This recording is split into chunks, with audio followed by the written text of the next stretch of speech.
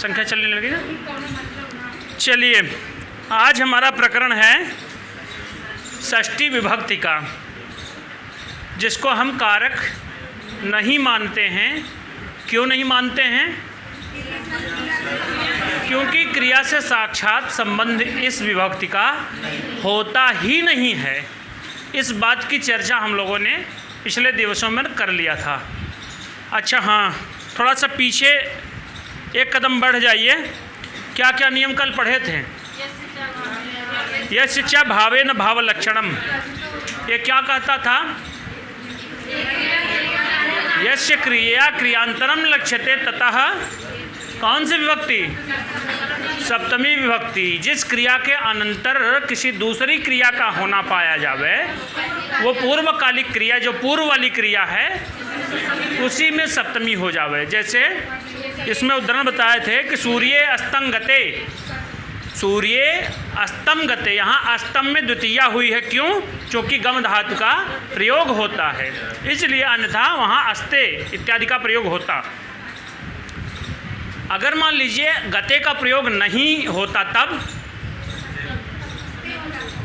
तो सूर्य अस्ते, सूर्य के अस्त हो जाने पर गोपाह गृहम अगच्छन, गोपाह माने गोपा यानी ग्वाले, गृहम माने घर को, अगच्छन माने चले गए। हाँ, लेकिन गम धातु का प्रयोग ना होगा तभी होगा।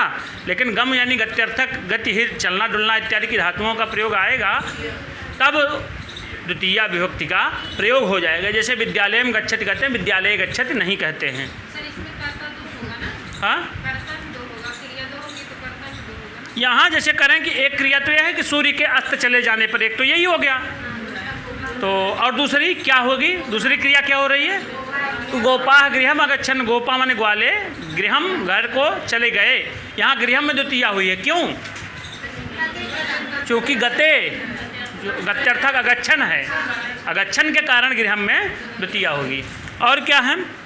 रामे वनम गते दशरथः प्राणान तत्याज, रामे, राम के वनम गते, यहाँ भी वनम में द्वितीया है, क्योंकि गते माने गत्यर्थक धातु का प्रयोग है, इस कारण से वनम गते। अन्यथा रामे बने इत्यादि कुछ प्रयोग होता। अब आइए, दशरथा प्राणान अत्यजत तत्याज, दशरथ ने प्राण को त्याग दिए। ठीक है, चलिए।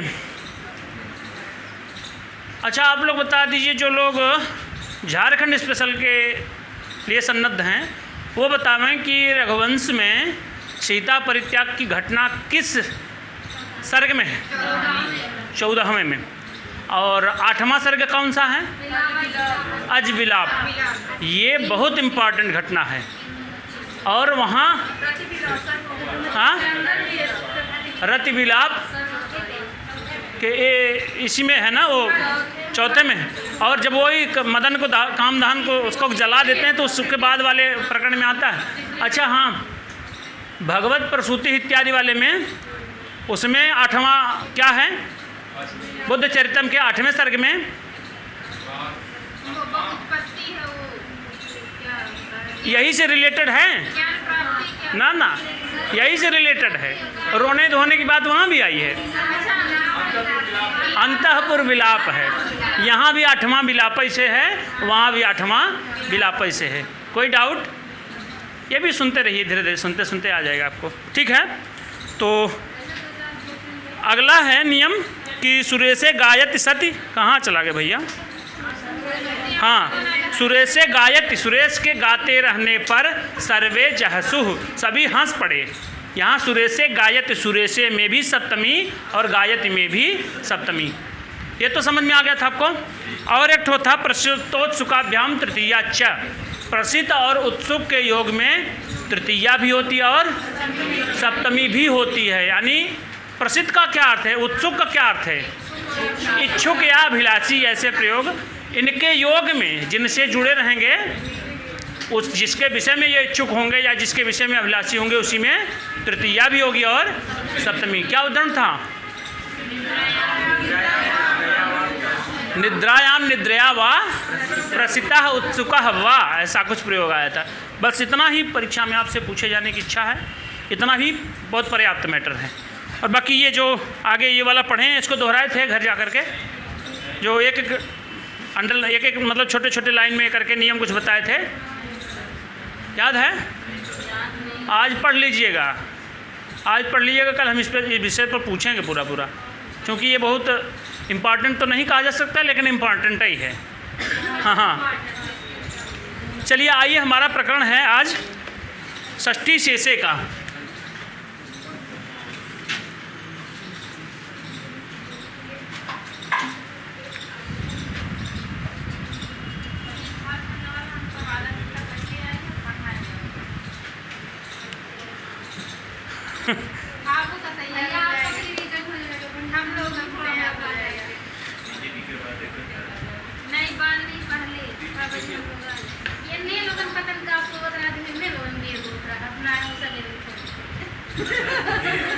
चलिए, षष्ठी शेषे सूत्र है।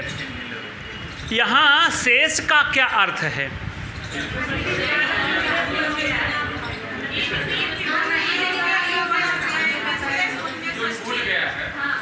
यहाँ शेष से तात्पर्य होता है कारक, प्रातिपदिकार्थ इत्यादि जो आए थे। कारक कितने हैं? 6 कारक। कौन कौन से? कर्ता, कर्म, करण, संप्रदान, अपादान, अधिकरण। ये कई कारक हुए? 6 कारक। 6 कारक के अलावा 7वां कारक नहीं बताए थे। और क्या बताए थे? प्रातिपदिकार्थ वाला एक ठो मैटर बताए थे, वो भी प्रथमा होती है। इसके अलावा जो कुछ भी बचे संबंध अर्थ में वो शेषत्व की विवक्षा में षष्ठी हो जाती है। इसमें बताते हैं, इस सूत्र का अर्थ यह है कि जो बात विभक्तियों से नहीं बतलाई जा सकती उनको बतलाने के लिए षष्ठी विभक्ति का प्रयोग होता है।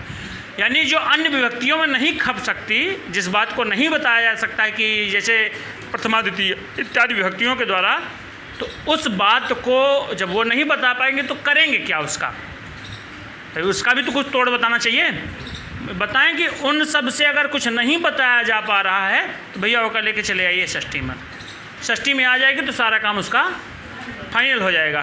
तो जो अन्य विभक्तियों से नहीं कही जा सकती है उसी को षष्ठी में रखा जाता है। ये परीक्षा में पूछा गया है प्रश्न टीजीटी में आपके। ठीक है, षष्ठी कहाँ लगती है? जहाँ अन्य विभक्तियों को बताने की स्थिति नहीं बन पाती है, अन्य विभक्तियों के द्वारा उस बात को बताने की स्थिति नहीं बन पाती है, वहीं षष्ठी का प्रयोग होता है। और क्या लिख रहे हैं? वे बातें संबंध विशेष हैं। यहाँ तक विशेषतर जो बात है वो संबंध विशेष की स्थिति की चर्चा की जाती है। यहाँ स्वामी भृत्य माने स्वामी और नौकर, ये संबंध एक ठो है। और जन्य तथा जनक, जन्य माने जो उत्पन्न होवे और जनक माने जो उत्पन्न करे, ये संबंध एक ठो होता है। और कार्य तथा कारण एक संबंध ये होता है। इत्यादि संबंध दिखाए जाते हैं, वहाँ षष्ठी होती है। अब आप उसमें देखेंगे सिद्धांत कौमुदी में, तो उसमें लिखा गया है कारक प्रातिपदिकार्थ व्यतिरिक्त स्व स्वामी भाव संबंधे से शेषः तत्र षष्ठी स्यात्। और पहला उदाहरण दिए हैं राज्ञः पुरुषः। यहाँ षष्ठी शेषे के प्रकरण में पहला उदाहरण है राज्ञः पुरुषः। टीजीटी में इसी बार पूछ दिया गया था कि इसमें समास कौन सा है? षष्ठी तत्पुरुष। लेकिन ये परीक्षा में पूछा ही नहीं, ऑप्शन ही नहीं था। ऑप्शन था व्यधिकरण, समानाधिकरण, ऐसा कुछ था। तो शालिनी जी बता देवें कि यहाँ राज्ञः में कौन सी विभक्ति है और पुरुषः में कौन सी विभक्ति है? हाँ, राज्ञः जैसे पुरुषः वैसे राज्ञः, पुरुषः पुरुषः पुरुषः वैसे राज्ञः राज्ञः राज्ञः। अच्छा, राज्ञः राज्ञों राज्ञाम, ये बनेगा ना?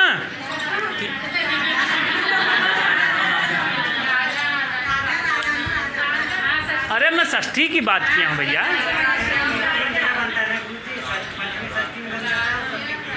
हाँ, तो ये राज्ञः किस विभक्ति का है? षष्ठी एक वचन का। पुरुषः प्रथमा। समानाधिकरण मतलब समान विभक्तियाँ दोनों में होती हैं तो तब वो कर्मधारय में चला जाता है। अब यहाँ टीजीटी में जो प्रश्न पूछा गया था, अब ये कारक के अभी दिखाएंगे कारक कैसे हुआ है। तो ये राज्ञ किस व्यक्ति में है? षष्ठी। और हम पढ़ क्या रहे हैं? षष्ठी। और यहाँ पुरुष का संबंध किससे दिखाया जा रहा है? राजा से। तो यही राजा, अगर इनसे संबंध दिखाने की विवक्षा है, तब ये पुरुषा प्रथमा में होगा और ये राज्ञा षष्ठी में होगा। अच्छा, यही उलट दीजिए। और यहाँ है राजा का पुरुष, राजा से पुरुष का संबंध बताया जा रहा है। और पुरुष से अगर राजा का संबंध बताया जाना तब, हाँ, कौन बताएगा? आप बता दीजिए अंकिता जी। यही, इसको उलट दीजिए। मतलब जैसे ये अभी तो यहाँ राजा, इसका संबंध बताया जा रहा है पुरुष का, कि राजा से संबंधित वो पुरुष है। अब पुरुष से राजा का संबंध बता दीजिए। हाँ, तो पुरुषस्य हो जाएगा, पुरुषस्य। और हाँ, न कि राज्ञा होगा, ये ध्यान रखिएगा। तब जब ये उल्टेगा तब ये राज्ञा जो यहाँ बना है ये षष्ठी का है, तब ये प्रथमा में जाएगा। तो बनेगी क्या? राजा। पुरुषस्य राजा, पुरुष का स्वामी ना। और यहाँ क्या अर्थ है? राजा का नौकर, राजा का कोई व्यक्ति, राजा का कोई अमात्य इत्यादि। तो यहाँ राजा का पुरुष से संबंध दिखाया जाना अभिप्स है। तो यहाँ अगर संबंध दिखाना है तो इसमें षष्ठी का प्रयोग किया जाएगा। अच्छा, ये थोड़ी सी कल्पना कीजिए, अगर मान लीजिए इसको हम षष्ठी में न रखें तो कहाँ रखेंगे? कहीं ऐसा कुछ नियम आया था कि ऐसा इसमें तृतीया कर दीजिए, चतुर्थी कर दीजिए, संबंध की विवक्षा अगर दिखाई दे तब? ऐसा कुछ आया था कि अगर ऐसा नियम कुछ दिखे तो उसकी कारक षष्ठी जो कौन सा किसमें ये है? ऐसा आया होता तो षष्ठी से बनता ही नहीं। हाँ, अगर ऐसा कुछ आया होता, षष्ठी को कारक बनाने की विवक्षा आई होती, तो ये कारक होबा ही नहीं करता। ऐसा कुछ आया ही नहीं है। तो इस कारण से राज्ञ में षष्ठी है और पुरुष में प्रथमा। राजा, ये पुरुष का संबंध किससे दिखाया जा रहा है? राजा, यानी राजा का पुरुष है, इसलिए तो राज्ञ में षष्ठी विभक्ति है, पुरुष में प्रथमा। ऐसे ही कोई और उदाहरण बता दीजिए एक ठो। बैठ जाइए। हाँ, यह आप बता दीजिए, कोई एक उदाहरण बता दीजिए षष्ठी से बना करके। अरे नहीं पता क्या मतलब? कुछ भी बना दीजिए, षष्ठी में संबंध बनाइए। अरे मातुः पुत्र, मातुः माने माता का, पुत्र माने पुत्र, और बालकस्य पुस्तकम,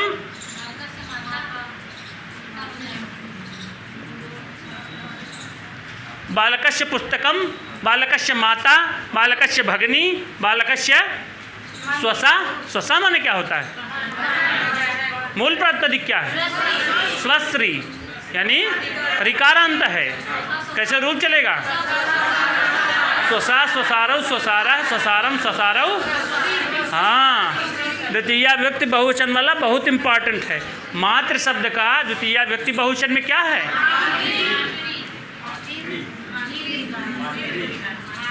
यही बनेगा। और पितृ शब्द का यही, ये रहेगा। ये ध्यान रखिएगा, यही प्रश्न पूछे जाएंगे आपसे परीक्षा में। ठीक है, तो ये समझ में आया। से क्या है? कारक प्रातिपदिक इत्यार्थ से जो भिन्न हो उनसे द्वारा नहीं कहा जा सकता है, उसको हम संबंध कितने प्रकार के यहाँ दिखाए हैं? 3 प्रकार के। कौन कौन से हैं? जन्य जनक, स्वस्वामी भाव और कार्य संबंध। इतने 3 इनके बताने की विवक्षा थी। तो यहाँ कैसा संबंध है? हाँ, यहाँ पहले बताइए। स्व और स्वामी भाव का संबंध है, यहाँ जन्य जनक भाव संबंध। कार्य कारण वाला बता दीजिए एक ठो उदाहरण।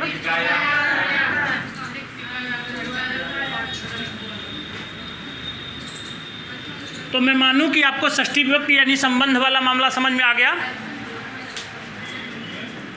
शेषत्व की विवक्षा में षष्ठी होती है। अब शेषत्व का अर्थ यही है कि कारक, प्रातिपदिकार्थ इत्यादि से अवशिष्ट जो बचे हैं वो शेषत्व कहलाते हैं। अब यहाँ और कुछ लिखे हैं, यहाँ राजा स्वामी है, पुरुष भृत्य है।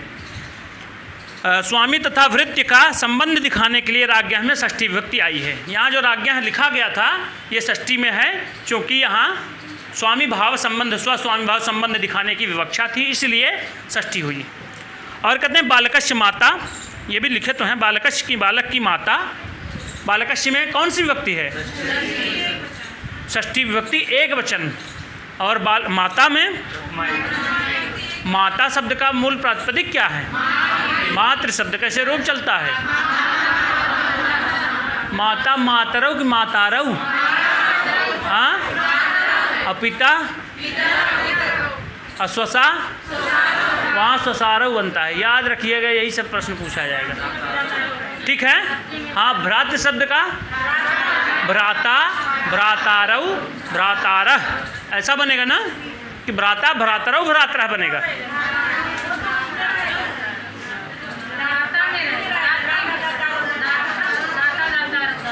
ठीक है, आप लोग शब्द रूप पढ़ रहे हैं, पूरा रिवाइज करते रहिए, नहीं तो भूलेगा, ठीक है। अब यहाँ और कुछ बता रहे हैं कि यहाँ पर माता कहते हैं कि बालक, यहाँ पर बालक जन्य अर्थात उत्पन्न होने वाला है, पैदा होने वाला है, और माता जननी अर्थात पैदा करने वाली है, एवं इससे जन्य जनक संबंध है, और इसी के दिखलाने के लिए बालकस्य में षष्ठी विभक्ति हुई है।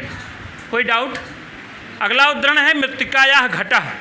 मृत्तिकायाः माने मिट्टी का, घटः माने घड़ा। यहाँ पर मिट्टी कारण है, घट के बनाने में, घट के निर्माण में, उसकी सत्ता में मिट्टी की विद्यमानता अनिवार्य है, वही कारण है घट का। तो घड़ा कार्य है, कार्य कारण संबंध है, इसी को दिखाने के लिए मृत्तिकायाः में षष्ठी विभक्ति का प्रयोग किया गया। कोई डाउट? षष्ठी शेषे का मामला समझ में आया? शेष का क्या अर्थ है? कारक प्रातिपदिकार्थ से जो भिन्न है, भाई यही इसका अर्थ है। कारक प्रातिपदिकार्थ से अवशिष्ट जो बच रहे हैं वो सब शेष कहलाएंगे, उसमें ही षष्ठी होती है, ठीक है। आगे चलिए, अगला सूत्र है, अब षष्ठी हेतु प्रयोग को जानने के लिए हम हेतु सूत्र को बताए थे कहाँ? तृतीया में। याद है आपको क्या कहा था हेतु?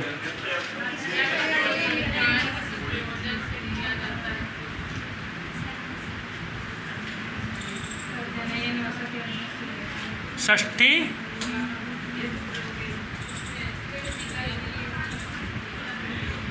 सूत्र है षष्ठी हेतु प्रयोग है। सूत्र क्रमांक क्या है? 2, 3, 26।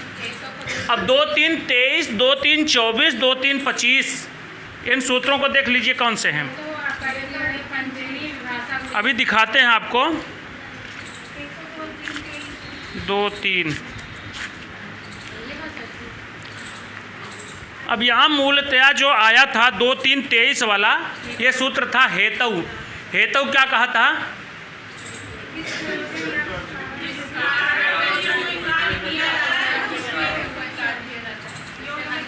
हेतु का अर्थ है कारण। मूलतया जो इसका अर्थ निकाला गया था वो इसका अर्थ है कारण।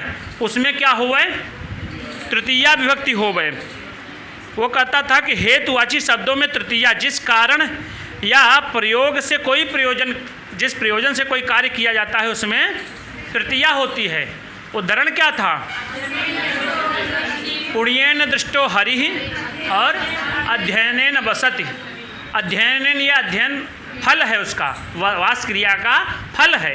हेतु शब्द मैं बताया था कि 2 अर्थों में आता है ये। एक किसमें? एक फल की प्राप्ति में, एक तो साधारण हेतु में। तो यहाँ जो हेतु है वो फल प्राप्ति अर्थ में आता है। निमित्त विशेष, वो अभी पिछले दिन में आया था एक प्रकरण, क्या था वो? नहीं, विभाषा गुणीय स्त्रियाम, वो क्या कहता था? उसका भी इसी के साथ साथ आता है, उसमें भी हेतु का अनुवर्तन आता है। गुणवाची होवे लेकिन स्त्रीलिंग को छोड़ करके होवे, स्त्रीलिंग ना होवे, तो ऐसे उस हेतु में तृतीया हो जावे। इसका उदाहरण था जाड्यात जाड्येन व बद्धा। जाड्यात माने जड़ता के कारण और जाड्येन माने जड़ता से, बद्धा माने बाधा गया। तो वहाँ तृतीया और पंचमी दोनों विभक्तियाँ होती हैं। और जब स्त्रीवाची बुद्धि आती है तो बुद्ध्या मुक्त केवल तृतीया का प्रयोग होगा, वहाँ पंचमी का नहीं होगा। किस प्रकरण में हम इसको पढ़े थे? तृतीया में कि पंचमी में? हाँ, पंचमी के प्रकरण में आया था। ठीक है, और क्या था?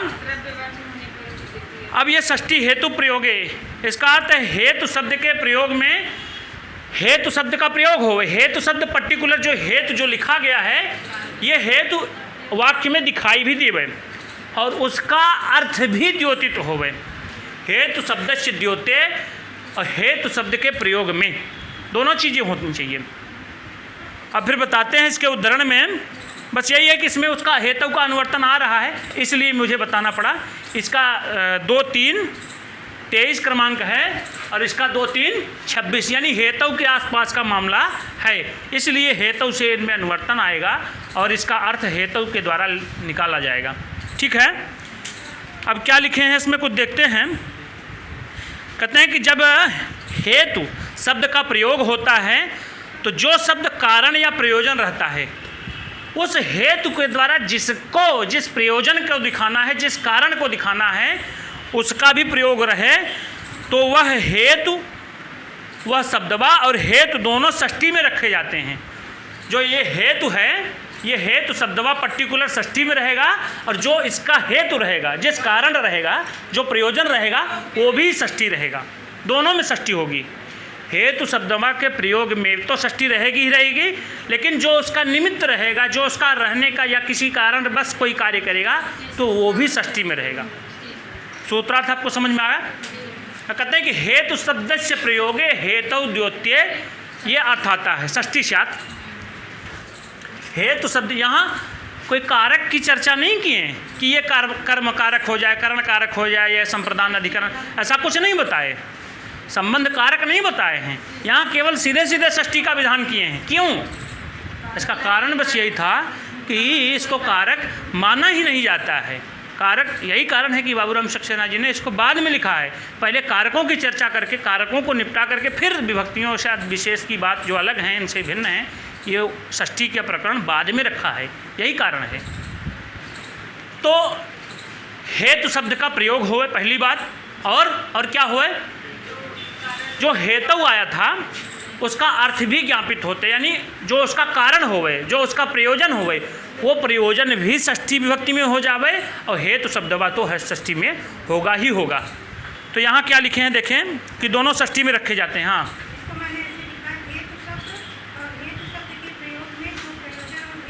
हाँ, वो दोनों में षष्ठी होती है, बिल्कुल। हेतु शब्द के प्रयोग में हेतु, यानी जो हेतु शब्द का प्रयोग जो लिखा गया ना, इसी हेतु शब्द के पर्टिकुलर प्रयोग में अगर ये गायब हो जाएगा तब नहीं होगा, तब मामला दूसरा कुछ बनने लग जाएगा। लेकिन हेतु शब्द को वहाँ आना अनिवार्य है। सूत्र में चूंकि हेतु शब्द लिख दिया गया, हेतु प्रयोगे, हेतु के प्रयोग में षष्ठी होती है, षष्ठी विभक्ति। हाँ, जिस हेतु से, जो उसका हेतु है, जो कारण है, उसमें भी, दोनों में, हेतु शब्दों में और जो हेतु है, जो कारण है। उदाहरण बताएंगे तो भी समझ में आ जाएगा आपको। उदाहरण क्या है आपका? हाँ, अभी आने दीजिए, अभी आने दीजिए, आगे न चलिए। अन्नस्य हेतु हो वसति, क्या है? अन्नस्य हेतु हो, तो यहाँ वसति के बजाय वसत से लिख दिया जाएगा तो क्या गलत होगा? बाबूराम ने जी वसत लिखा गया, हम वसत से लिख देते हैं, गलत हो जाएगा ना? गलत नहीं होगा।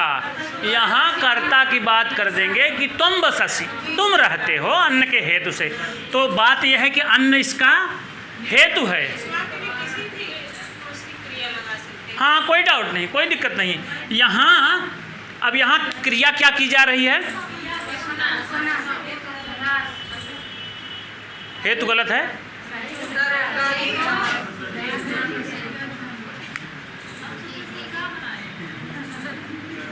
अब दिखा ना, हम बोल भी तो रहे हैं अन्नस्य हेतोः वससि, या आपके बाबूराम सक्सेना में वसति लिखा गया है। अन्न के हेतु माने कारण से, निमित्त से, प्रयोजन से, वसति माने रहता है। अब आप बताइए, यहाँ हेतु शब्द का जो प्रयोग है आया है, यानी हमारी ये वाली कंडीशन यहाँ दिख रही कि हेतु शब्द का प्रयोग है। अब इस हेतु का जो हेतु है, जो कारण है, जो प्रयोजन है, यहाँ वास क्रिया का प्रयोजन क्या है? अन्न। तो यहू षष्ठी में हो जाएगा और यहू षष्ठी में हो जाएगा। ठीक है, दोनों षष्ठी में हो जाएंगे, कहने का भाव यही है। दोनों पीछे लिखा गया था ना कि जो हेतु शब्द है वो भी षष्ठी में हो जाए और हेतु शब्द का जो प्रयोजन है, कारण है, वो भी षष्ठी में हो जाए। तो हेतु में भी षष्ठी आई और अन्नस्य में षष्ठी आई। एक आध उदाहरण और क्या है इसमें, यहाँ लिखे हैं, थोड़ा सा नीचे देख लीजिए। वह अन्न के वास्ते, वास्ते शब्द, वास्ते का क्या अर्थ है? वही निमित्त से। ये शायद उर्दू जबानी की भाषा है, तो कहीं कहीं दिखा रहता है कि लाश के वास्ते, लाश वाली जो वैन जाती है उसमें लिखा रहता है लाश के वास्ते। कहते हैं कि अर्थात अन्न पाने के प्रयोजन से रहता है। और रहने का कारण क्या है? प्रयोजन क्या है? हेतु क्या है? अन्न। तो ये अन्न भी षष्ठी में हो जाएगा और हेतु शब्दवा जो पर्टिकुलर दिख दिया गया, ये दोनों षष्ठी में हो जाएंगे। नीचे क्या देखें, यहाँ रहने का कारण और प्रयोजन है अन्न। अन्न ये इसका प्रयोजन है, इसलिए अन्नस्य और हेतोः दोनों में षष्ठी हुई है। और कहते हैं अध्ययनस्य हेतोः काश्याम तिष्ठति। दूसरा है अध्ययनस्य हेतोः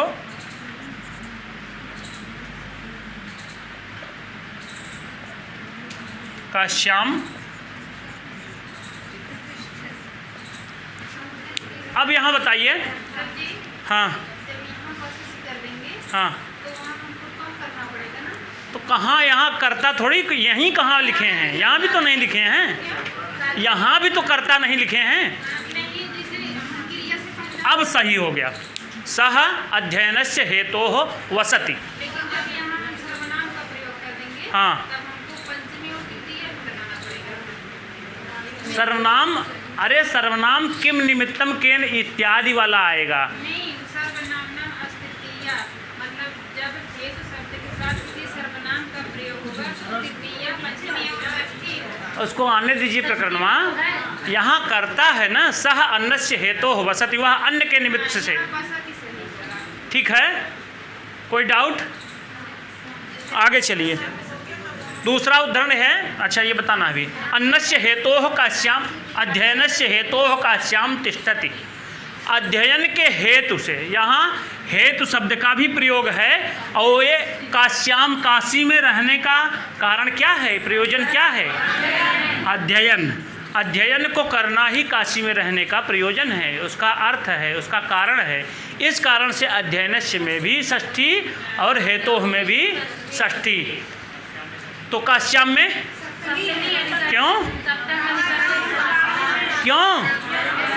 यहाँ रहने का आधार है, रहने का आधार है। आधार में, आधार की कौन सी संज्ञा? अधिकरण संज्ञा। और सप्तमी अधिकरणे च, ये सूत्र क्या कहता था? अधिकरणे, अधिकरण में सप्तमी स्यात्, सप्तमी होवे च से दूर और अंतिकवाची शब्दों में भी सप्तमी हो जावे। ठीक है, हाँ, प्रयागराजे बना लीजिए कि अध्ययनस्य हेतु प्रयागराजे तिष्ठति। अध्ययन के कारण से, अध्ययन के प्रयोजन से, अध्ययन के हेतु से प्रयागराज में रहता है। ठीक है, क्या हो गया? हाँ, बना लीजिए, जौनपुर के हैं तो जौनपुरे तिष्ठति। जौनपुर का पूरा वो प्राचीन नाम जमदग्निपुर है। जमदग्नि एक ऋषि थे, उन्हीं के नाम पर जौनपुर की, जो बाद में जौना खान ने इसको जौनपुर बना दिया। जितने लोग आए थे मुसलमान, यही उल्टा ही सीधा काम किए रहेंगे। सिराजे हिंद कहा जाता है। हाँ, ये ठीक है, ये आपको समझ में आया? हाँ, अब छोड़ दीजिए, जौना खां मर गया, जाने दीजिए। हाँ, ये अन्न से हेतु तो ये हमको समझ में आ गया। किसी को कोई डाउट इसमें? आगे चलें। ठीक, अगला क्या है? इसमें और कुछ दिए हैं?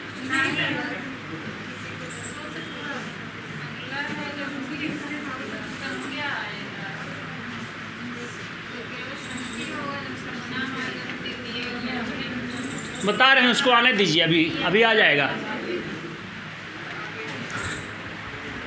मतलब कहने का मतलब यहाँ ये सूत्र में षष्ठी हेतु प्रयोग है। हेतु शब्द के प्रयोग में हेतु शब्द वही पर्टिकुलर षष्ठी में हो जाता है, और जिस हेतु से, जिस निमित्त से, जिस कारण से, जिस प्रयोजन से रहता है वो भी षष्ठी में हो जाता है।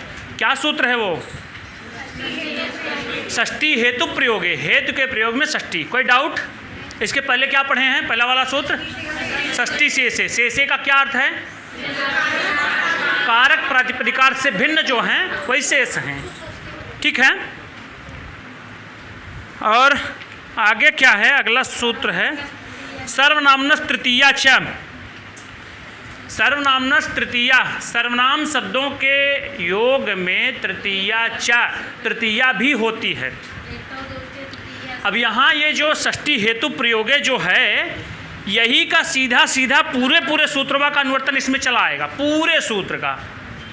तब ये इसका अर्थ हो जाएगा, जब हेतु शब्द के साथ किसी सर्वनाम का प्रयोग होगा, किसी सर्वनाम विशेष का प्रयोग होगा, उस अवस्था में तृतीया भी होगी, पंचमी। है भैया, पंचमी तो ना होत। हमको दिखा दिए सिद्धांत कौमुदी में, हम मान लेंगे। हमको सिद्धांत कौमुदी में दिखा दीजिए, हम मान लेंगे।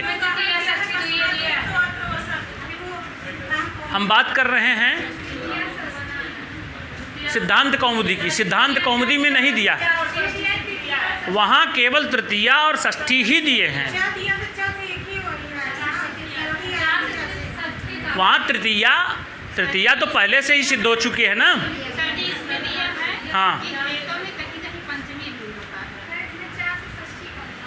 वहाँ ये सूत्र में पर्टिकुलर, हाँ अगवा दूसरा सूत्रवा आएगा जो ये वार्तिकवा है, निमित्त पर्याय प्रयोगे सर्वासाम प्राय दर्शनम, उस सूत्रवा के, उस वार्तिकवा के हिसाब से इसमें लगाया जा सकता है। लेकिन ये जो सूत्र का सूत्रार्थ सिद्धांत कौमुदी में दिया गया है, उसमें लिखा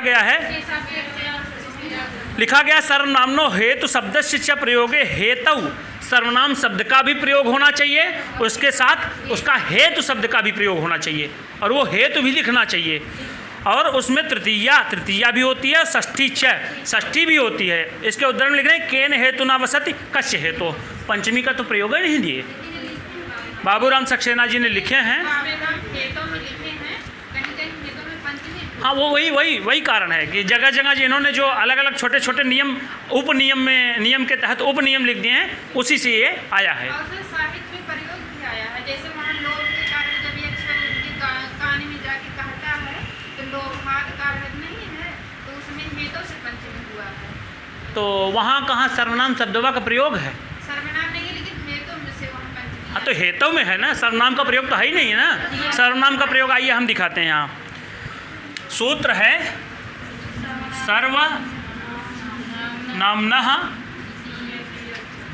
तृतीया च। इस च से क्या ग्रहण होता है? षष्ठी। दिख रहा है ना इसमें? पूरा ऊपर दिख रहा है बबीता? पूरा दिख रहा है यहाँ तक ना? हाँ, ठीक है। ये बता रहे हैं कि बाबूराम जी ने लिखा है कि हेतु शब्द के साथ किसी सर्वनाम का प्रयोग। सूत्र क्रमांक गलत लिखे हैं, 37 नहीं 27। बना लीजिए। नहीं, एक मिनट, हम बता रहे हैं। इसी के बाद एक मिनट, हाँ बना लीजिए उसको।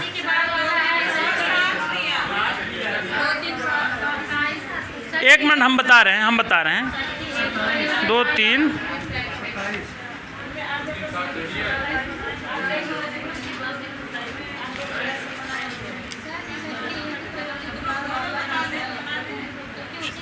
2 3 27 है, 2 3 27 है, 37 के बजाय 27 बता दीजिए उसको।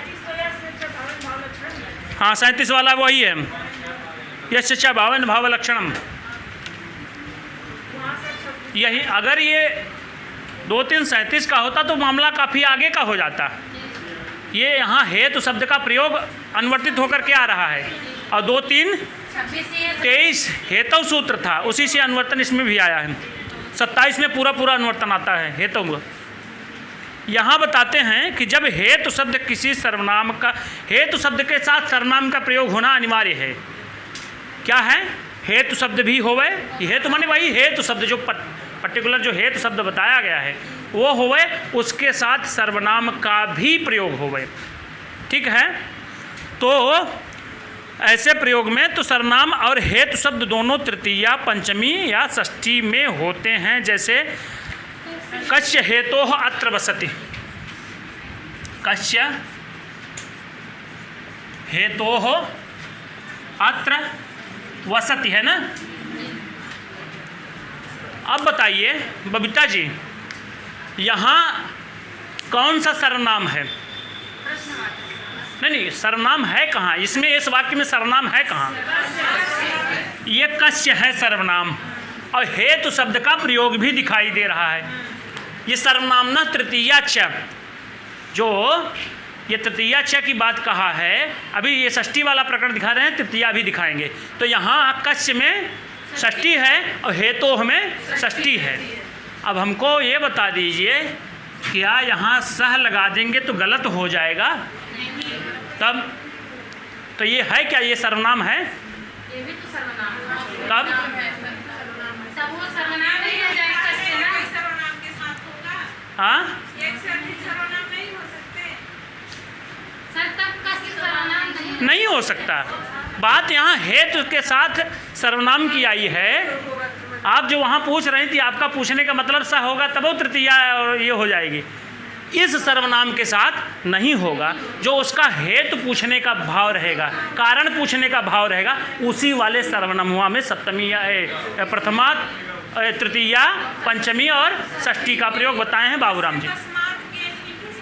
हाँ, बस उसी में होगा। अच्छा, ये जो यहाँ है अन्य है, हाँ, तो अन्य संज्ञा है, अन्य संज्ञा है, सर्वनाम तो है ही नहीं वो। हाँ, और ये जो कस्य है, ये मतलब उसका हेतु का जो हेतु है, यहाँ अगर इसका अर्थ बताएंगे कि इसका किस कारण से रहते हो, तो वो बताएगा कि अन्न से हेतु, तो इस कस्य की संज्ञा बताएगा कि अन्न। यहाँ ये सर्वनाम है, उसी अन्न के जगह पर कस्य का प्रयोग किया गया है ना। जैसे उसके बसने का कारण अन्य, अन्न है, और यहाँ इसके बसने का कारण क्या है? क्या है वही पूछना चाह रहा है, ये प्रश्न कर रहा है कि इसलिए बसता है भाई वो।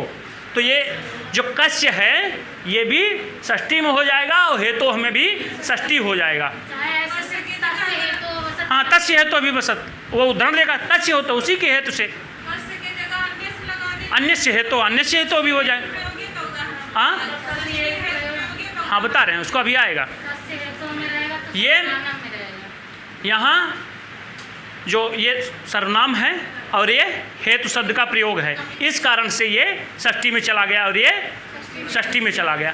अब इसका तृतीया च वाला उदाहरण देख लेते हैं। यहाँ कहते हैं कि नीचे केन हेतु ना लिखे हैं, केन हेतुना अत्र वसति।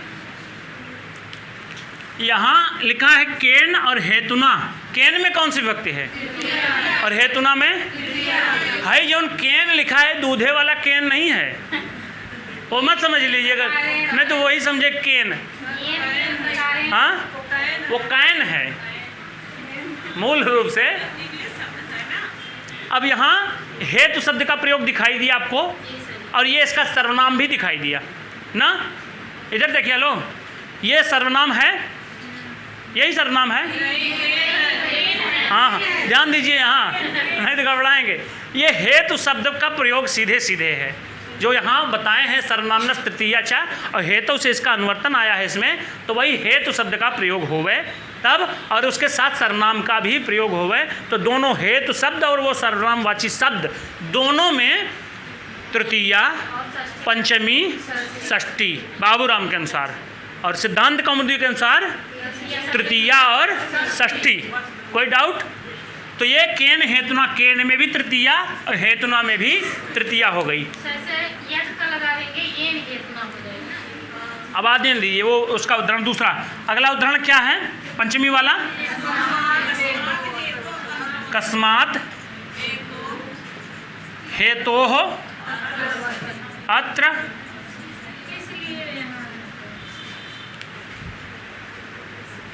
अब यहाँ बताइए कस्मात में कौन सी विभक्ति है और हेतु में षष्ठी कैसे कर दिए? हाँ, यही पकड़ना है। यहाँ ये भी पंचमी में है, पंचमी विभक्ति हेतु शब्द जैसे गुरोह गुरोह पंचमी षष्ठी एक वचन दोनों में बनता है, वैसे हेतु शब्द का हेतु पंचमी में भी बनता है और षष्ठी में भी बनता है। ठीक है, दिमाग के दही जिन कर जा, बस खाली जाना कि कस्मात बात यह पंचमी में होए, जो ने मी रहे वही में रहे। जैसे हेतु केन बा तो हेतुना तृतीया, और यहाँ कस्य तो यह हेतु षष्ठी का है। ये हेतु किसका है? षष्ठी एक वचन का, ये हेतु पंचमी एक वचन का। कोई डाउट किसी को इसमें? यहाँ विशेषतया बात आपसे टेस्ट में पूछा जा सकता है। परीक्षा में एक प्रश्न आउट है आपके, परीक्षा में टेस्ट में पूछेंगे तो ये वाक्य दे देंगे, पूछा जाएगा ये भी वाक्य दे देंगे, कस्य हेतोः अत्र वसति और कस्मात हेतोः अत्र वसति। ये रेखांकित ये रेखांकित दोनों कर देंगे। पूछेंगे आपसे कि निम्नलिखित में जो रेखांकित पद में विभक्ति बताइए। पहला ऑप्शन पंचमी और दूसरा ऑप्शन ए, इसको बी बना दीजिए, इसको सी, इसको डी। इसको पंचमी विभक्ति और इसको षष्ठी विभक्ति, इसको सप्तमी और ए बी उभव। हाँ, अगर सिद्धांत कौमुदी से पूछेंगे सिर्फ बी सही रहेगा, पंचमी ना।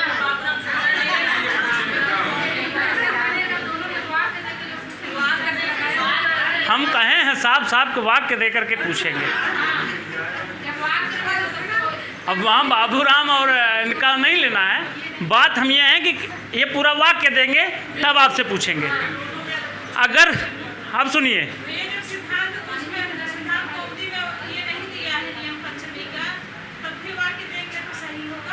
अब सिद्धांत कौमुदी की दृष्टि में अन्य सूत्रों से ये जाकर के सिद्ध होगा। अभी आगे आएगा उसका प्रकरण, तब वहाँ दिखाएंगे। ठीक है, ये आपको समझ में आ गया? कस्य हेतोः अत्र वसति, किस कारण से यहाँ बसता है। तो यहाँ वास क्रिया का कारण क्या है, ये प्रश्न पूछा जा रहा है जो सर्वनाम के रूप में आया है। तो ये सर्वनाम हो गया और ये हेतु शब्द हो गया, तो दोनों में षष्ठी का प्रयोग हो गया। कोई डाउट? और यहाँ केन हेतुना, यहाँ वास क्रिया का कारण क्या है, वो सर्वनाम के द्वारा प्रश्न किया जा रहा है। तो ये सर्वनाम है और ये इसका हेतु शब्द का प्रयोग है। तो दोनों में सेम विभक्तियाँ कौन सी हैं? तृतीया। जो हेतु अर्थ तृतीया आई थी उसी से तृतीया होती है यहाँ।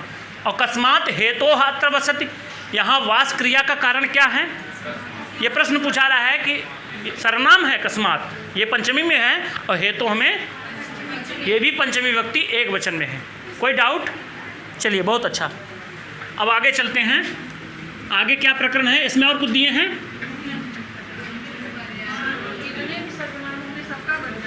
हाँ हाँ,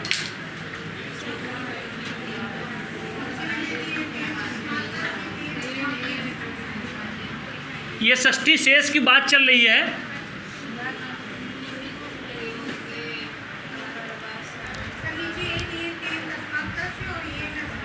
हाँ, ये बता रहे हैं, अभी आते हैं।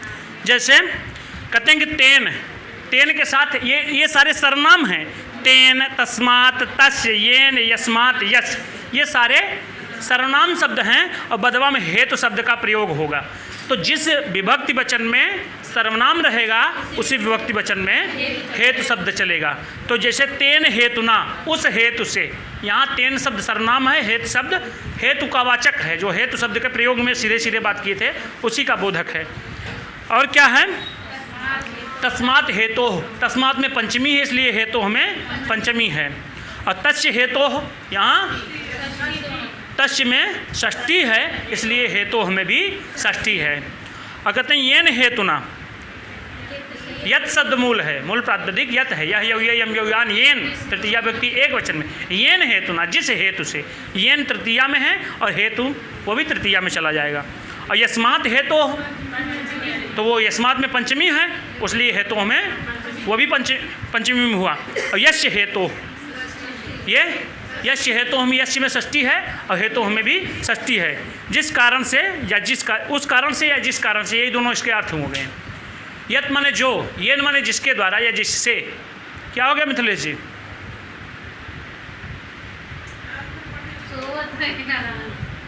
सोइए ना भैया, गड़बड़ा जाएगा मैटर। बहुत विशेष प्रकरण चल रहा है इसमें। यहाँ परीक्षा में प्रश्न रहते ही हैं एक दो ठो। आगे चलें, मधुर लीजिए। तो कई सूत्र पढ़े हम? कौन कौन से ये बता दें, आपका क्या नाम है पीछे? हाँ, कई सूत्र पढ़े हम?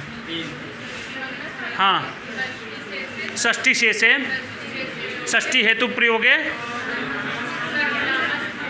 सर्वनामनस् तृतीया च से क्या ग्रहण होता है? षष्ठी। तृतीया तो साफ साफ इसमें लिखा ही गया है, कोई डाउट? ये 3 सूत्र पढ़े। एक तो इसका वार्तिक है इसी पर, जो कहता है, बैठ जाइए, ये कहता है वार्तिक है कि निमित्त पर्याय प्रयोगे सर्वासाम प्राय दर्शनम। यहाँ प्राय का क्या अर्थ है?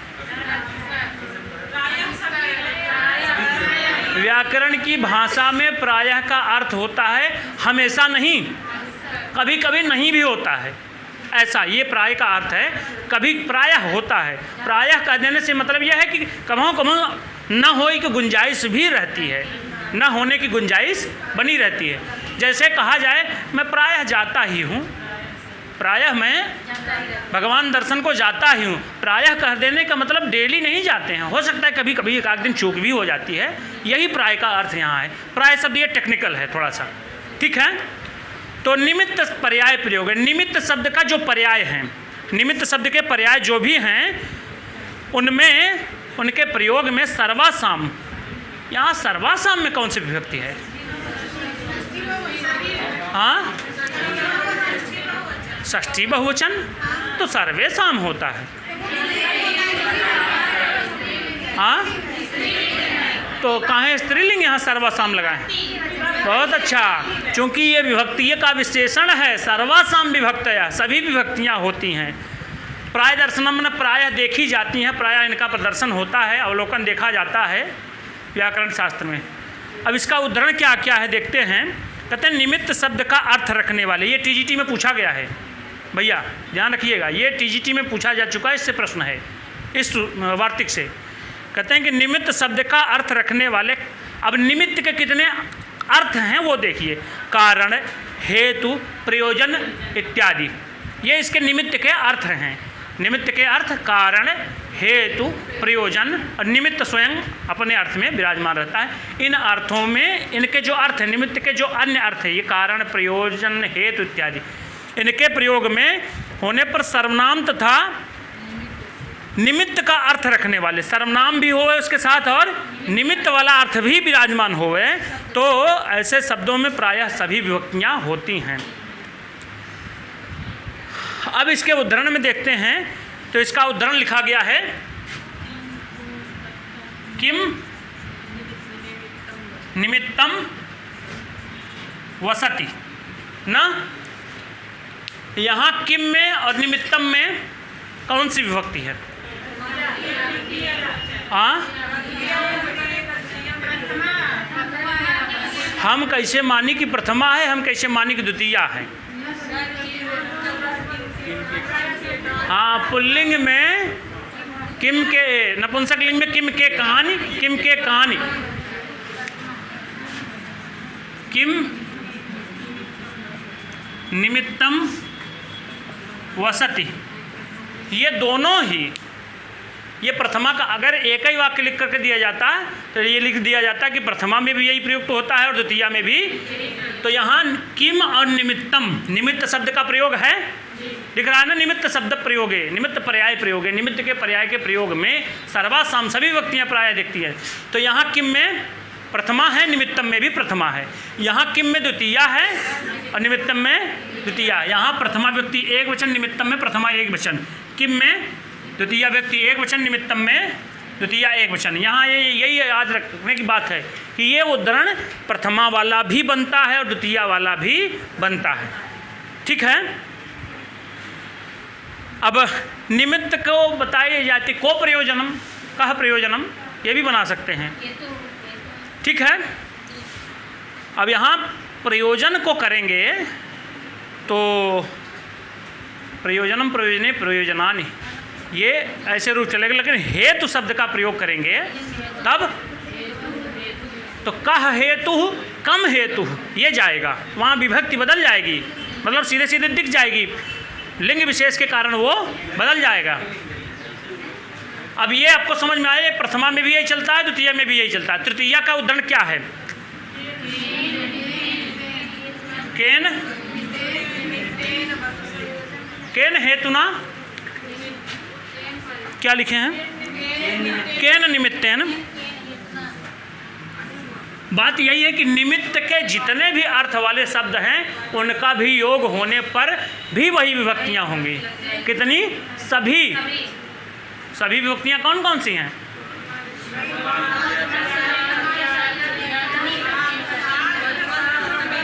हाँ, 4 विभक्तियां कौन कौन हैं?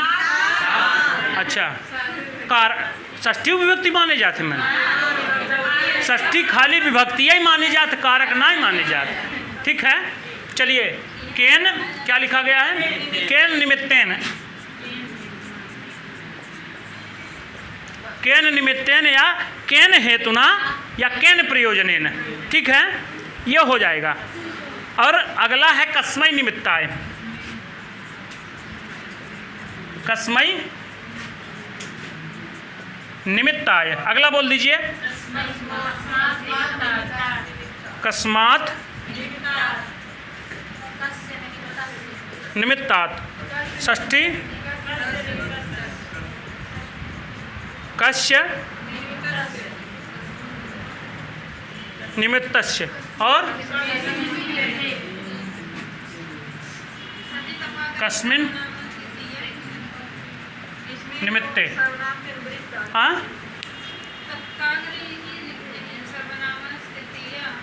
हाँ हाँ हाँ, ये बात यही है कि पाणिनि जी ने नहीं लिखा है। ऐसा उनको कहीं दिखा होगा कि भाई ये भी लिखने की आवश्यकता है। अच्छा, अगर पाणिनि जी लिखते तो ये वही, अगर पाणिनि स्वयं लिखते तब तो कह सकते थे कि हम आप क्यों लिख दिए। अब ये चीज़ चर्चा का विषय है, काफ़ी गहन चर्चा का विषय है। तो अगर आप कहेंगे तो हो जाएगी चर्चा इस पर। आप पहले इसको देख लीजिए, कल बता देंगे उसको। यहाँ देखिए, किम निमित्तम बसति, ये प्रथमा का उदाहरण हो गया। किम निमित्तम, ये दोनों प्रथमा के हो गए। और किम निमित्तम ये हो गए द्वितीया के। और केन निमित्तेन, ये केन में तृतीया है इसलिए निमित्तेन में तृतीया। और कस्मै निमित्ताय, कस्मै में चतुर्थी और निमित्ताय में। कस्मै शब्द का प्रयोग आया है साहित्य में कहीं, वैदिक साहित्य में आया है। कस्मै देवाय हविषा विधेम।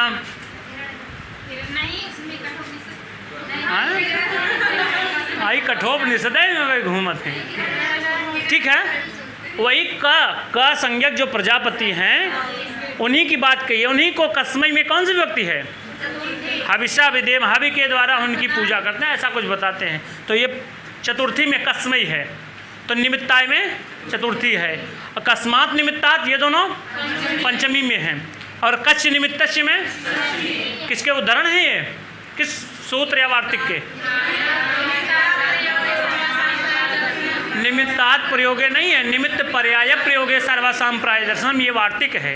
निमित्त पर्याय, निमित्त के जो अन्य पर्याय हैं, हेतु, प्रयोजन, कारण इत्यादि में सर्वासाम सभी विभक्तियाँ, प्राय दर्शनम। हाँ, बात एक और है, सर्वनाम शब्दों का प्रयोग होगा तभी। मूल कारण, अगर सर्वनाम शब्दों का प्रयोग नहीं है, किसी संज्ञा का प्रयोग है, तो है ही दोनों ना हुई, बाकी कुल हुई हैं। जो प्रथमा द्वितीया हैं ये दोनों नहीं होंगी, बाकी सब होंगी। प्राय दर्शनम का अर्थ वही है। हाँ, तो वो स्त्रीलिंग जैसा वो रूप बनता। हाँ, आइए इसमें देखिए, कस्मिन निमित्त, ये कस्मिन ये कहाँ का रूप है? ये पुल्लिंग का है कि नपुंसक लिंग में? नपुंसक लिंग में नहीं होता ना, दोनों में वही बनता है, याद रखिएगा। आपसे पूछ दिया जाएगा कस्मिन निम्नलिखित पद के विषय में बताइए। ऑप्शन ए रहेगा सर्वनाम शब्द, ऑप्शन बी रहेगा सप्तमी विभक्ति एक वचन, ऑप्शन सी रहेगा नपुंसक लिंग, ऑप्शन डी रहेगा आपका पुल्लिंग, ऑप्शन पांचवा रहेगा उपरोक्त सभी। उपरोक्त होता है कि उपर्युक्त होता है? उपर्युक्त होता है शुद्ध शब्द। ठीक है, ऊपर माने ऊपर, उक्त माने कहे गए। कौन सी संधि हो गई उपर्युक्त में? कहाँ है? बात यह है कि हम केवल कस्मिन की बात कर रहे हैं, ये कस्मिन पद विशेष की बात कर रहे हैं। ठीक है,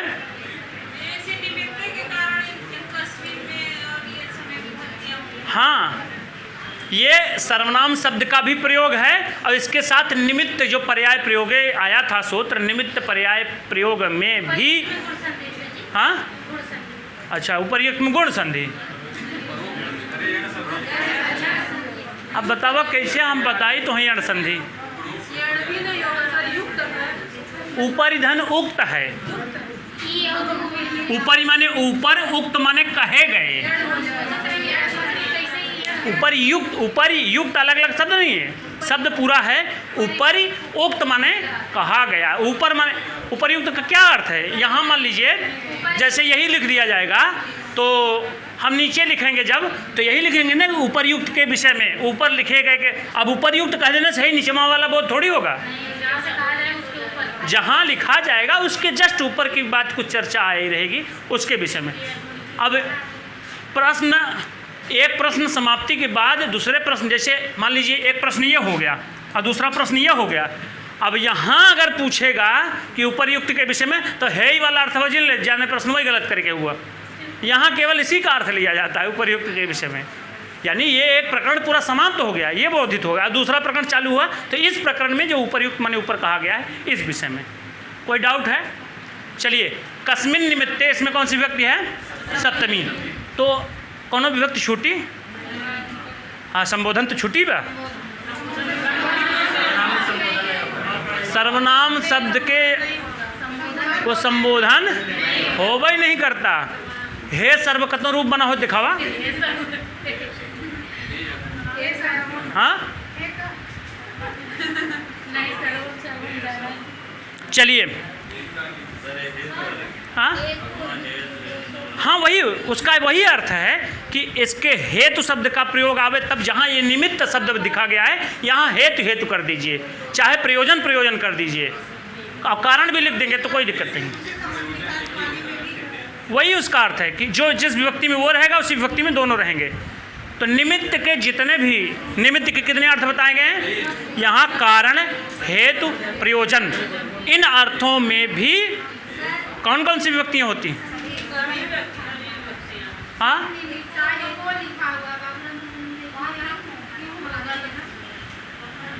को हेतु, अरे हेतु शब्द पुल्लिंग है, हेतु हेतु हेतवा का हेतु हो गया है। अरे संधि का नियम काम किया भैया, को हेतु उत हुई है उसकी वो ना। घबरा जाते हैं वो देख करके ना। नियमों निचवा कुछ और लिखे रहे हैं कि प्राय का क्या अर्थ है। जो यहाँ प्राय लिख दिए हैं, सर्वासाम प्राय दर्शनम, इस प्राय का क्या अर्थ माने हम? तो वही प्राय का अर्थ बता रहे हैं कि वार्तिक में आए हुए प्राय का तात्पर्य यह है कि जब सर्वनाम शब्द का प्रयोग नहीं रहता, यानी इन शब्दों का अभी बताए ना, इनका प्रयोग नहीं रहेगा, इनके स्थान पर, ये किसके स्थान पर प्रयुक्त होते हैं सर्वनाम? हाँ, अगर वो मूल रूप से संज्ञा ही आ जाए तब क्या होगी? तब ये ऊपर वाली प्रथमा और द्वितीया नष्टः, प्रथमा और द्वितीया विभक्तियाँ नहीं होती हैं, बाकी सब शेष तृतीया, चतुर्थी, पंचमी, षष्ठी, सप्तमी होती हैं। क्या करें?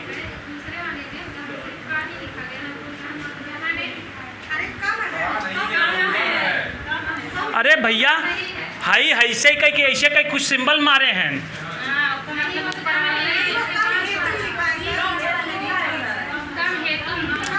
अरे कम में द्वितीया है भैया, है तो शब्द पुल्लिंग है, तो पुल्लिंग में चलेगा। नहीं सही है, उनके पूछने का भाव सही है, लेकिन है तो शब्द पुल्लिंग है, उसका विशेषणवा क्या है? कम है तुम। पुल्लिंग में वो भी आए तो कम बनेगा ना द्वितीया विभक्ति एक वचन में भैया। हाँ, यहाँ कम है, ऊपर अनुस्वार है, कम मने किस हेतु, हेतुम, हेतु में द्वितीया है, इसलिए कम में द्वितीया है। यहाँ को कह हेतु है, मूल रूप से संधि का नियम कार्य किया, वो को हेतु बना दिया, हस इत्यादि जो भी लगा है, संधि का नियम आप पढ़ चुके हैं। तो कह हेतु ये पुल प्रथमा का हो गया, और कम हेतुम द्वितीया का हो गया, और केन हेतुना तृतीया का हो गया। कस्मई हेतवे, हेतुए होगा कि हेतवे होगा? अरे जैसे गुरुए है वैसे हेतुए। अरे बाबूराम तो गुरुए लिखे हैं। हाँ, और उसको काट करके बना लीजिए, जैसे गुरवे वैसे हेतवे। हेतवे शब्द का प्रयोग कहीं आया है? हाल ही में नया ग्रंथ शुरू किए, उसमें कहीं आया है?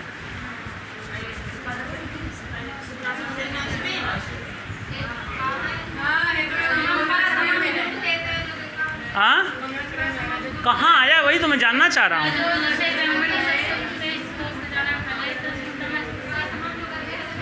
अजाय सर्गस्थित नाश हेतवे। इतना जल्दी 3 दिन में भूलेंगे तो भैया कैसे काम चलेगा? हाँ, हेतवे में कौन सी विभक्ति है? चतुर्थी, ठीक है। हाँ, आगे आइए, कहते हैं, अब इसका बताते हैं कि दूसरा उदाहरण, अब इसको देख लेते हैं क्या लिखा गया है। बाप रे, पानी दीजिए भैया कोई लोग इतनी मेहनत तो।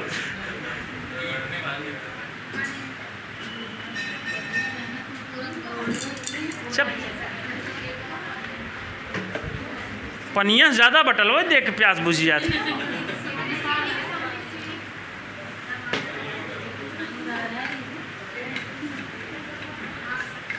क्या है?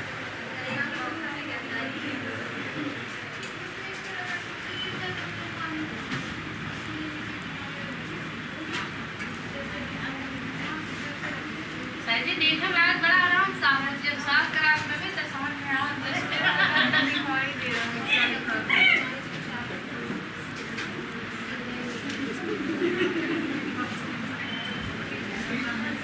ठीक है, अब इसका जो दूसरा प्राय का अर्थ बताने के लिए उदाहरण दिए हैं वो थोड़ा सा बोल दीजिए। ज्ञानेन निमित्तेन ज्ञानाय निमित्ताय।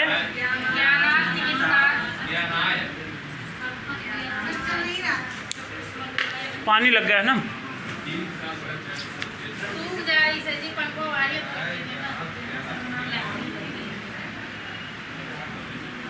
ये बोर्ड बदलवा दिए, गलती की है ना। ज्ञानात्, हाँ, निमित्तात् ज्ञानस्य निमित्तस्य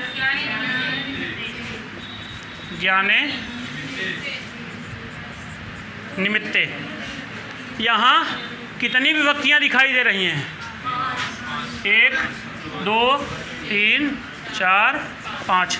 कौन कौन छोटी हैं? प्रथमा और द्वितीया छोटी हैं। इसका कारण क्या है? यहाँ ज्ञान शब्द जो संज्ञा के रूप में सीधे सीधे दिखा दिया गया है, निमित्त शब्द का तो प्रयोग है, लेकिन इसके साथ सर्वनाम का प्रयोग नहीं है। सर्वनाम का प्रयोग ना होने का कारण ये है कि प्रथमा दो विभक्तियाँ, प्रथमा और द्वितीया नहीं होंगी, बाकी सब सारी की सारी विभक्तियाँ हो जाएंगी। कोई डाउट? और ज्ञानाय निमित्त ज्ञान के निमित्त से, ज्ञानाय निमित्ता मैंने ज्ञान के निमित्त से, ज्ञानात् निमित्तात् माने ज्ञान के निमित्त से, सबका अर्थ वही है, ज्ञान के प्रयोजन से, ज्ञान के कारण से, ज्ञान के हेतु से। कोई डाउट? ज्ञान के वास्ते इनका उर्दू है। वही वास्ते का अर्थ है कि उसके प्रयोजन से, उसके, ठीक है। तो नीचे कुछ लिखे हैं कि यद्यपि उपर्युक्त वार्तिक से सभी विभक्तियों का प्रयोग विहित है, तथापि प्राचीन काव्यकारों के काव्य ग्रंथों में तृतीया, पंचमी तथा षष्ठी का ही प्रयोग पाया जाता है। किसका प्रयोग? तृतीया, पंचमी, षष्ठी जो ऊपरा लिखे थे वो केवल उसी का मिलता है काव्य शास्त्रों के मत में। और कहते हैं इसके अतिरिक्त किम निमित्तम, प्रयोजनम, कारणम, अर्थम इत्यादि द्वितीयांत प्रयोग भी कम नहीं पाए जाते हैं, यानी द्वितीयांत प्रयोग भी प्रायः मिलते हैं। तो यही इनके भाव हैं। बस कितना समय हो गया? केदानिम बेला नववादने नहीं ही, नववादनम, नववादने माने 9 बजे। 9 बजे होने का मतलब कोई काम होना है उसमें, 9 बजे होना है, 9 बजे मैं आऊँगा। तो कौन कौन सा सूत्र पढ़े? 2 मिनट में पूरा बता दीजिए। षष्ठी से क्या कहा था? कारक प्रातिपदिकार्थ से व्यतिरिक्त जो है वो शेष की विवक्षा होती है, तो उसमें षष्ठी हो जावे। अच्छा ये बता दीजिए, अगर कर्म इत्यादि, कर्ण इत्यादि, संप्रदान इत्यादि, अपादान इत्यादि यहू है, इसको हमारी उसको कहने की विवक्षा नहीं, तब ये भी षष्ठी में जाएंगे, या आगे का मामला है। और दूसरा सूत्र क्या था? षष्ठी हेतु प्रयोगे। क्या है? हेतु प्रयोगे नहीं, हेतु प्रयोगे, हेतु प्रयोगे षष्ठी, हेतु शब्द के प्रयोग में षष्ठी हो जावे। क्या यहाँ सर्वनाम की बात की गई थी हेतु प्रयोग में? यहाँ नहीं सर्वनाम की बात आई है। ये क्या कहा था? हेतु शब्द के प्रयोग में षष्ठी हो जावे। हाँ वही हेतु शब्द के प्रयोग में, और उसका जो कारण है, उसका जो हेतु है, उसका जो कारण, प्रयोजन इत्यादि जो भी है, उसमें भी, दोनों में षष्ठी। और क्या था अगला? सर्वनाम तृतीया च, सर्वनाम वाची शब्द भी रहे और हेतुवाचक शब्द इत्यादि भी रहे, तो उसमें तृतीया, पंचमी, षष्ठी होती है। सिद्धांत कौमुदी में केवल तृतीया और षष्ठी बताया गया है विशेष रूप से। और अगला सूत्र क्या था? निमित्तात् पर्याय नहीं है, निमित्त पर्याय प्रयोगे सर्वासाम प्राय दर्शनम। ये कहता है कि निमित्त शब्द के प्रयोग में, उसके पर्यायवाची शब्दों में भी अगर सर्वनाम शब्द का योग दिखाई दे रहा है उनके साथ, तो वो सर्वनाम शब्द और वो निमित्तक वाचिक जो शब्द जो उसके प्रयोग हैं, उसके अर्थ वाले अन्य शब्द भी हैं, उसमें भी सारी विभक्तियां दिखाई देती हैं। लेकिन अगर सर्वनाम शब्द का प्रयोग नहीं है, संज्ञा का प्रयोग है, तो ये प्रथमा द्वितीया नहीं होंगी, बाकी सारी विभक्तियां होंगी। कोई डाउट? सब कुछ आ गया? ठीक है, बहुत अच्छा। अरे तो चाय ठंडी हो गई।